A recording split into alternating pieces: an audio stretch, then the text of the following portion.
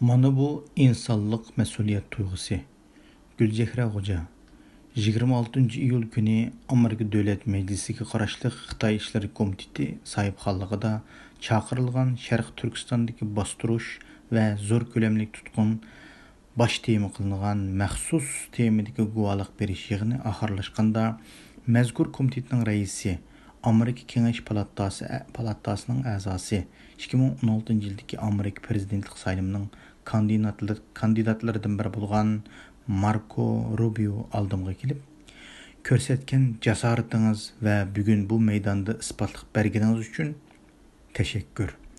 Oila a'zolaringizga hurlik tilaymiz va buning uchun harakat qilamiz deb adab va hurmat bilan ko'rishdi.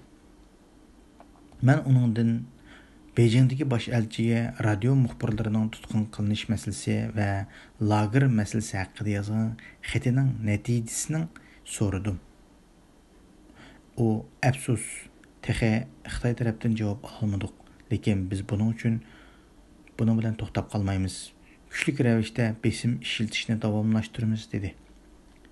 Men fursatda bu janobning shundaqla Amerika hukumatining barliq haq-huquqlari Xitoy tarafidan dafsanda qilinayotgan Uyg'ur xalqiga ko'ngil bo'lganligiga rahmatimni bildirdim.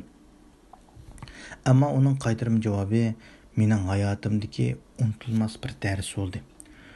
Marco Rubio menga intayin kamtarlik bilan bizning qilishga tegishlik yana nurg'un vazifalarimiz bor. Hech bo'lmaganda ballalarimning dada shu naqchilik yuz berganda sen nima qilding degan savoliga javob bera olishim kerak. Bugun men ballalarimga faxrlanib so'zlaydigan yaxshi bir hikoya topdim dedi. Mana bu insonlik mas'uliyat tuyg'usi. Vatani, xalqi, oilasi zulmda qolgan erkin dunyodagi qarindoshlarim, biz avlodlarimizga nima deb javob beramiz? Avlodlarimizga o'zingiz haqida so'zligidek, ularni faxrlantirayligidek, tarbiyaligidek hikoyangiz bormi? Yo'q bo'lsa yarating, fursatimiz bor. Chunki biz erkin nafas ola olamiz, erkin ko'ra olamiz, o'ylay olamiz, so'zlay olamiz.